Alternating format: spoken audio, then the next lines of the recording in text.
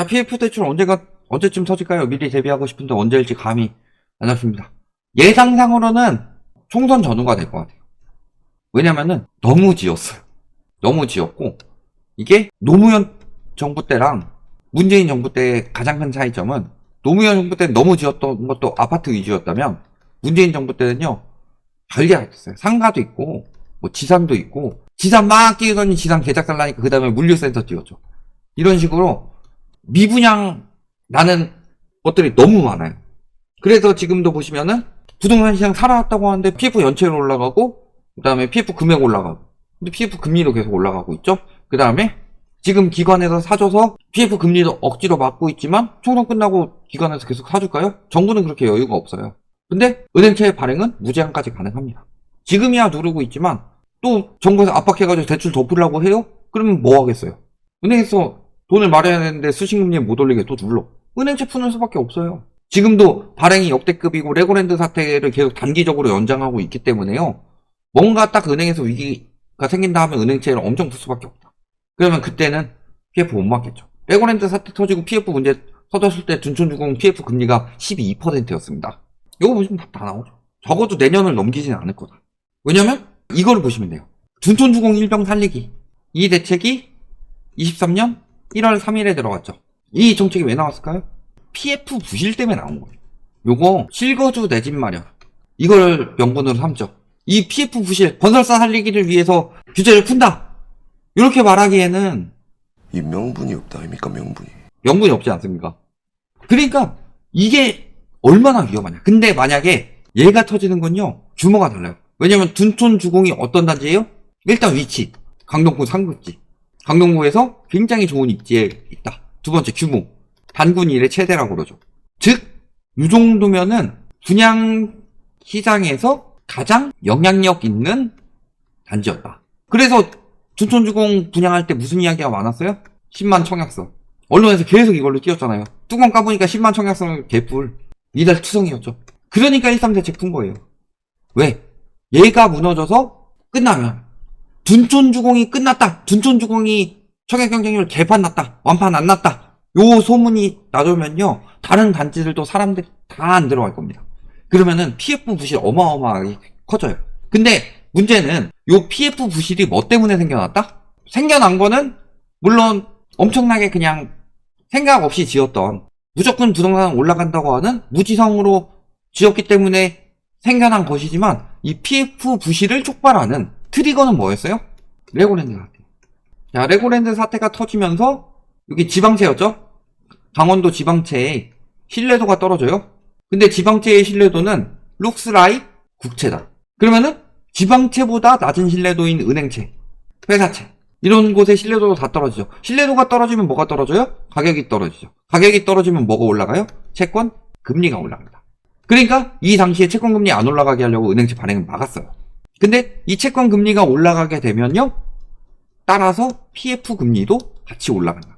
그래서 PF 금리가 올라가게 되면요, 둔촌주공 사업장 망해버리면 어떻게 돼요? 그러니까 PF 금리가 올라가니까 분양가가 올라가야 된다, 이런 식으로 주장을 한 거고, 미뤄진 만큼 손실은 조합들이 봐야 되는데 그거를 수분양자들한테 떠넘기려고 한 거잖아요. 그러니까 이 레고랜드 사태 누가 터뜨렸어요? 누군지 이름은 말할 수 없겠지만 터뜨리고 나서 입장이 참 진퇴양난이 되신 분이 있죠. 이분이 현 정부가 있는 여당 쪽 사람이죠. 그러니까 건설사를 살리려고 저런 정책들이 나온 거다. 즉 2023년에는 수분양자들 자금 플러스 대출로 건설사 PF 부실을 막으려고 했다. 그래서 일정 기간 효과를 봤어요. 효과를 봤는데도 어때요? 효과를 봤음에도 PF 우발 채무 규모는 계속 늘어나고, 플러스로 여기에 총액도 늘어나고 연체율도 늘어나죠. 왜? 그래도 살릴 수 있었던 둔촌주공 일병 살리기로 살렸던 건 서울 수도권 아파트 정도니까. 그러니까 지방에 있는 사업장 혹은 뭐 상가 사업장, 뭐 지산 사업장, 이런 것들은 다 PF 채무가 계속 생기는 거예요. 그러니까 이런 것들을 또 타파하고자 나온 정책이 뭐예요? 9.16 대책. 9.16 대책, 공급 대책이죠. 저희가 9.16 대책에 대해서 무슨 표현을 했어요? 홍철 없는 홍철팀이다. 무한도전 보신 분들이면 알죠? 홍철 없는 홍철팀. 왜? 공급 없는 공급 대책이다. 그래서 9.16 대책 내용을 보면요, 공급은 11월에 발표할 건데 나온 내용 보면은 PF 보증 늘려주고 플러스로 중도금 보증 허그가 100% 받게 해서 중도금 대출 잘 나오도록 해주겠다. 즉 중도금 보증 허그 책임으로 넘겨서 분양률 높이고, 왜냐면 은행에서 은행 책임이 10%라고 또 들어가면은 손실 날까봐 대출 많이 안 해주니까. 그 다음에 PF 터지는 거 우리가 보증하겠다.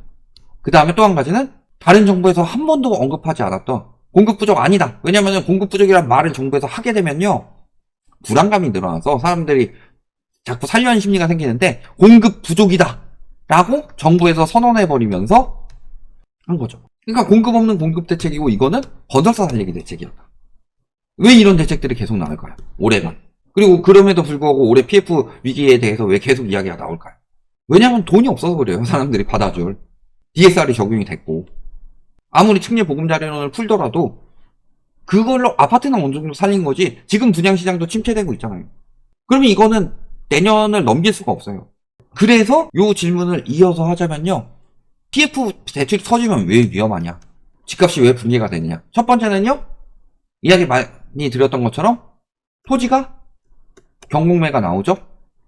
경공매가 나왔다는 건 가격이 떨어지죠. 그러면 이게 분양가 하락을 유도할 것이다. 두 번째는요, PF 대출 위기가 터져요. 그러면 어떻게 돼요? 이게 이금융권으로 번지죠. 그러면 몇 군데 무너지는 것도 생길 거고, 뭐 붕괴하는 것도 생길 거고, 그렇겠죠? 그러면은 그 다음에 또 PF 대출 터져도 건설사 붕괴된다. 그럼 PF 문제는 아니더라도 1금융권 역시 마찬가지죠. 1금융권이 대출을 내주잖아요. 기업 대출. 이런 것들 리스크가 터져요. 리스크가 터지면 어떻게 하겠어요? 은행권에서는 위험 대출을 줄이죠. 그래서 아까 말씀드렸던 뭐 신한은행, 우리은행, 그 다음에 뭐 농협, 중앙회, 그 다음에 뭐 신협, 또 저축은행, 새마을금고, 이런 데서 왜 지금 대출을 줄이고 있냐.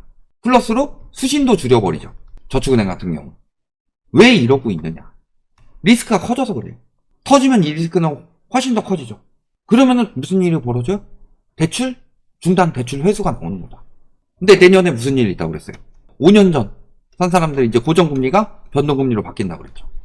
이 사람들도 리스크가 커지기 시작하는 거예요. 문제는 요 상황에서 DSR 초과했는데 은행권이 위험하다?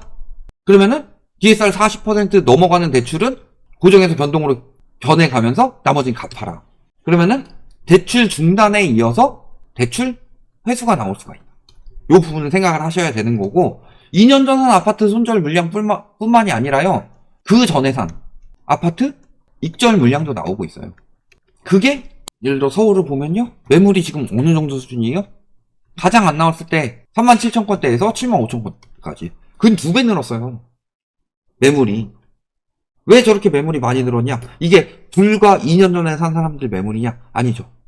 2년 전에 산 사람, 3년 전에 산 사람, 4년 전, 5년 전에 산 사람들, 익절하는 사람들, 손절하는 사람들, 아직까지는 이득이라고 생각을 하겠고, 아직까지는 집값이 올라갔다고 생각하지만 부대 비용이랑 이런 거 다 빼면은 손해보고 내놓는 사람들, 다 이거저거 섞여 있는 건데, 문제는 보통 서울의 매물이 4만 건대 안팎이었는데 사는 사람이 없으니까, 팔려는 사람들은 계속 늘어나는데 사는 사람이 없으니까 쌓이고 있는 거예요.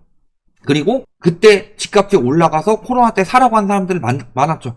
코로나 때 사라고 해가지고 내 집 마련한 사람들 엄청 많아요. 그러면은 투자로 사는 사람이 있고 실거주로 사는 사람이 있어요. 실거주는 집값이 오르든 말든 크게 원래는 동요하지 많은 게 맞는 거죠. 무리해서 사지 않았다면. 근데 저희는 정상가에 사야지만 몇 년치 연봉을 아낄 수 있다. 그래서 실거주는 사지 말아라 라고 말씀을 드리는 거고, 그러면 집값이 올라갈 때는 실거주 수요보다 누가 많이 들어가야 돼요?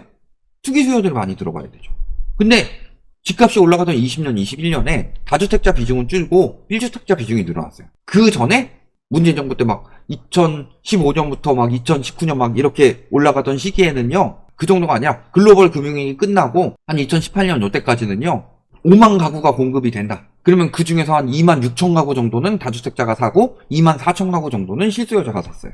그들이 고점이 돼서 파는 동안에 임대차 3법으로 전세가 계속 올라가니까 너는 돈 벌어도 계속 전세가 올리느라 고생하니까 차라리 빚내서라도 집 사라. 계속 이런 식으로 유도를 했고, 그래서 집 산 사람들이 굉장히 많아요.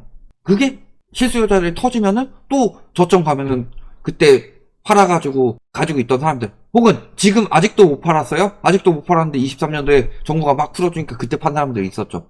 그 사람들이 막 사요. 그래서 현금 남겨놓고 있던 사람들이 가격 떨어지고 저점 가까워지면 그때 산다. 그래서 오히려 하락장의 실거주 비중이 늘어나고요. 하락장 바닥 찍고서 상승장 올라갈 때 투기 비중이 높아져요. 근데 사기꾼들은 그런 식으로 이야기하죠. 무주택자는 떨어져도 집 안 나. 뇌피셜만 가지고 이야기를 하는데 저희는 자료를 가지고 이야기를 했어요. 이거 자료 오랜만에 보는데 2020년 9월에 나온 자료인데요. 자, 내 생애 첫 주택. 이거 내 생애 첫 주택인데 다주택일 수가 없죠. 근데 집값이 떨어지던 2010년에서 2014년까지 내 생애 첫 주택 비중이 늘어난 반면 반대로 부동산 기보유자 매수세가 증가하면서 집값이 상승할 때 1주택 매수 비중이 떨어지고 있어. 뇌피셜만 가지고 이야기하는 인간들 믿지 마라. 이런 부분 보시면은 지금도 그렇고 내년도 그렇고 앞으로 하락장이 되면요. 점점 더 매물은 늘어날 거고 점점 더 금매도 늘어날 거예요. 왜냐면 수요가 받아주는 가격이 돼야지. 허니버터칩 유행한다고 잔뜩 사놨는데 못 판 사람들은 뒤늦게 팔아야 돼요. 근데 유통기한은 계속 딸깍딸깍 지나가고 있으니까 내가 상가격보다 싸게 팔아야 되는 시기가 올 수도 있어요. 그 시기를 저점보다 낮은 가격이라고 하는 거고. 아니면 뭐 본인이 물릴 정도로 처먹든가. 근데 집은 그게 안 되죠. 그러니까 내년, 내후년 계속 문제가 터질 수밖에 없는 거다. 이번에 글로벌 금융위기보다 위험한 게요. PF 리스크가 있고 그때보다 크고 가계부채 리스크도 그때보다 커요. 그렇다고 기업부채 리스크가 괜찮냐? 기업부채 리스크는 IMF 때를 넘어갔다고 그랬죠. 정부부채 리스크?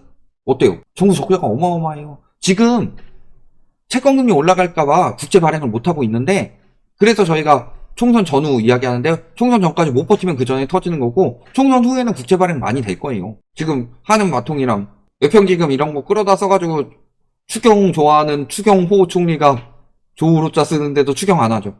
결국엔 추경 나올 수밖에 없어요. 적자가 계속되는데. 그럼 국채 많이 나오죠. 그럼 국채 금리 올라가면은 은행채, 회사채 금리 다 올라가요. 금리 인하 되더라도 얼마나 영향을 크게 줄 수가 있느냐. 그럼 PF는 어떻게 할 거예요? 오히려 채권금리 영향을 많이 받는 거는 대출금리보다 PF금리인데. 그러니까 내년이 훨씬 더 위험하다는 소리예요. 올해 쓸 수 있는 정책들은 다 썼다. MB정부, 박근혜 정부 때 쓸 수 있었던 정책들을 다 써가지고 만들어낸 장세가 그래봤자 서울 4,000건도 안 나와요. 서울 평균 6,000건인데. 그러니까 작살 난다는 이야기를 계속 하는 거예요. 문제는 잡을 수 있을 때 못 잡고 코로나가 터져서 리스크가 더 커졌다. 그래서 위험한 거야. 그러니까 이 고점에서 집을 사는 사람들은 누군가 대신해서 지옥에 뛰어드는 자선사업가다. 이렇게 보시면 됩니다.